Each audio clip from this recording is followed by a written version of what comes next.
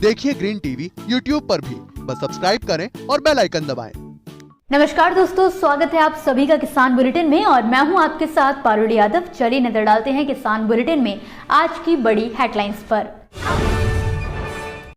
किसानों को मिलेगा बिना ब्याज के 3 लाख रुपए तक का लोन। बागवानी फसलों को बढ़ावा देने में जुटी सरकार। उन्नत तकनीक से बम्पर पैदावार करने वाले किसानों को मिलेगा सम्मान। उत्तराखंड सरकार देगी किसानों को पुरस्कार। पान की खेती को बढ़ावा दे रही मध्य प्रदेश सरकार। लाभ पाने के लिए आवेदन करें किसान। देश के कई राज्यों में इस समय सरकारों द्वारा किसानों को प्राकृतिक खेती के साथ साथ बागवानी फसलों की ओर बढ़ावा दिया जा रहा है।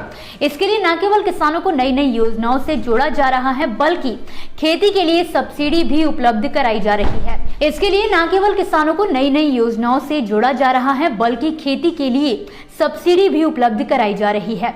इसी कड़ी में अब छत्तीसगढ़ सरकार द्वारा किसानों को 0% ब्याज दर पर 3 लाख रुपए तक का लोन दिए जाने का ऐलान किया गया है। साथ ही बागवानी की उन्नत खेती के लिए किसानों को ट्रेनिंग भी दी जा रही है।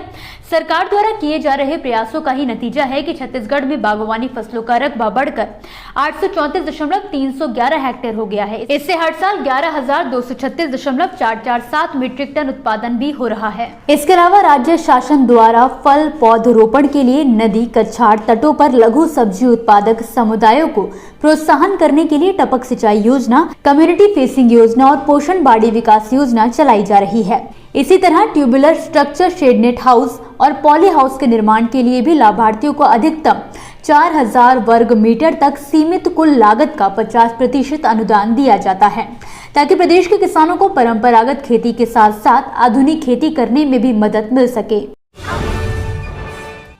दिन रात खेतों में मेहनत कर अनाज उगाने वाले देश के किसानों की जितनी ज्यादा सराहना की जाए उतनी कम है।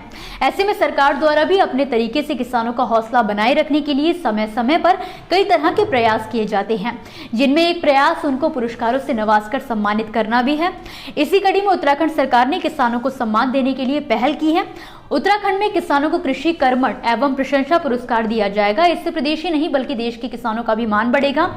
उत्तराखंड सरकार ने राष्ट्रीय खाद्य सुरक्षा मिशन के तहत कृषि कर्मठ एवं प्रशंसा पुरस्कार की शुरुआत की है। स्टेट गवर्नमेंट हर जिले से एक महिला और एक पुरुष किसान का चयन करेगी। मीडिया रिपोर्ट के अनुसार इसके अंतर्गत उत्तराखंड सरकार एग्रीकल्चर क्षेत्र सीजन 2021 से 22 में बेहतर काम करने वाले किसानों का चयन करेगी, जिन किसानों ने नई तकनीकों की मदद से अनाज की पैदावार की हो या फिर एग्रीकल्चर ग्रोथ के लिए नई तकनीक डेवलप करने का काम किया हो।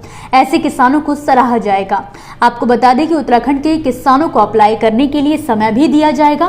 30 नवंबर से पहले उत्तराखंड सरकार के एग्रीकल्चर मंत्रालय की साइट पर जाकर ऑनलाइन आवेदन करना होगा। पान की मांग देश ही नहीं बल्कि विदेशों तक में बढ़ रही है, मगर पान की खेती में लागत काफी ज्यादा आती है, जिसके चलते हर किसान इसकी खेती नहीं कर पाता। इसे ध्यान में रखते हुए मध्य प्रदेश उद्यानिकी विभाग द्वारा राज्य के चयनित जिलों के किसानों को पान की खेती करने के लिए सब्सिडी देने का फैसला किया गया है। आपको बता दें कि मध्य प्रदेश उद्यानिकी विभाग ने अभी राज्य में राष्ट्रीय कृषि विकास योजना के तहत उच्च तकनीक से पान की खेती परियोजना वर्ष 2022 से 23 के लिए 5 जिलों का चयन किया है, जिनमें छतरपुर, टीकमगढ़, पन्ना, निवाड़ी और सागर जिलों का नाम शामिल है। पान की खेती के लिए उद्यानिकी विभाग ने सभी वर्गों के किसानों के लिए कुल 512 इकाई का लक्ष्य जारी किया है, जिसके लिए 132.608 लाख रुपए अनुदान दिए जाने का प्रावधान किया गया है, जिसमें सामान्य वर्ग के लिए 328, अनुसूचित जाति के लिए 82 और अनुसूचित जनजाति के लिए 102 इकाई का लक्ष्य जारी किया गया है। उच्च तकनीक से पान की खेती के लिए मध्य प्रदेश उद्यानिकी विभाग किसानों को अनुदान उपलब्ध करा रही है।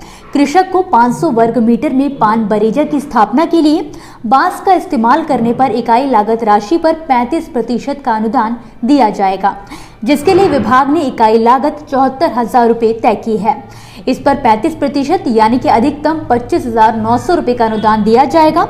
योजना का लाभ लेने के इच्छुक किसान अपना ऑनलाइन पंजीयन उद्यानिकी विभाग Madhya Pradesh farmer subsidy tracking system mpfsts.mp.gov.in पर जाकर कर सकते हैं। दोस्तों, ये थी वो खबरें जिन्हें हमने आप तक विस्तार से पहुंचाया, लेकिन अब हम बात करेंगे कुछ ऐसी खबरों की जिनके बारे में भी आपके पास जानकारी होना जरूरी है।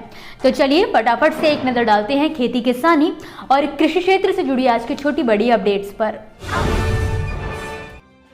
राजस्थान सरकार खेतों में फार्म पॉन्ड का निर्माण करने पर बारिश के पानी को इकट्ठा करने के लिए किसानों को प्रोत्साहित कर रही है, जिसके लिए सरकार द्वारा किसानों को 70% तक की सब्सिडी उपलब्ध कराई जा रही है।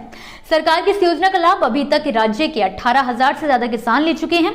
सरकार की ये योजना बंजर भूमि को खेतीहर भूमि बनाने में उपयोगी कदम साबित हो रही है। अगर आप भी इस योजना का लाभ लेना चाहते हैं तो कृषि विभाग की आधिकारिक वेबसाइट राज किसान साथी पोर्टल पर ऑनलाइन आवेदन कर सकते हैं।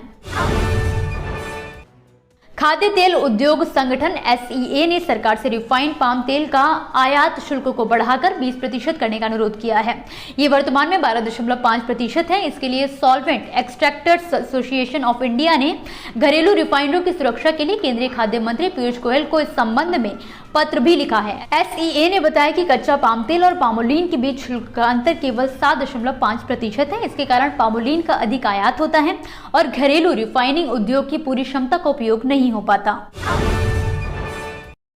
प्रधानमंत्री फसल बीमा योजना में जल्द ही बदलाव किया जा सकता है। इस बात की जानकारी खुद कृषि सचिव मनोज आहूजा ने दी है। उन्होंने कहा है कि हाल के जलवायु संकट और प्रौद्योगिकी के तेजी से विकास के मद्देनजर सरकार प्रधानमंत्री फसल बीमा योजना में किसानों के फायदे के लिए बदलाव करने को तैयार है। उन्होंने कहा कि किसानों को प्राकृतिक आपदाओं से होने वाले नुकसान से बचाने के लिए केंद्रीय कृषि मंत्रालय योजना में किसान समर्थक बदलाव करने के लिए तैयार हो गई है। गेहूं की कीमतों में लगातार उछाल जारी है, जिससे आटे के रेट पर भी असर पड़ रहा है। अब ब्रांडेड के साथ साथ नॉर्मल आटा भी महंगा हो गया है। इससे आम लोगों का आर्थिक बजट बिगड़ गया है। खास बात यह है कि आटे के साथ चावल की कीमतों में भी इजाफा जारी है। मंगलवार को आटे का खुदरा मूल्य 36.98 रुपए प्रति किलोग्राम दर्ज किया गया। आधिकारिक आंकड़ों के मुताबिक रेट एक साल पहले दर्ज किए गए 31.47 रुपए प्रति किलोग्राम से 17.51% ज्यादा है। केंद्रीय कृषि एवं किसान कल्याण मंत्री नरेंद्र सिंह तोमर और विदेश मंत्री डॉक्टर S जयशंकर की अध्यक्षता में बीते गुरुवार को उच्चायुक्तों और राजदूतों के बीच अंतर्राष्ट्रीय पोषक अनाज वर्ष का प्री लॉन्चिंग उत्सव का आयोजन किया गया।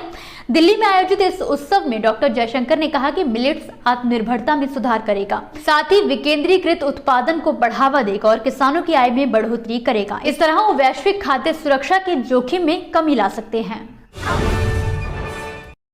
इसी के साथ आज के किसान बुलेटिन की बड़ी खबरों में फिलहाल के लिए बस इतना ही। आप मुझे दीजिए इजाजत और देखते रहिए ग्रीन टीवी। नमस्कार। देखिए ग्रीन टीवी YouTube पर भी, बस सब्सक्राइब करें और बेल आइकन दबाएं।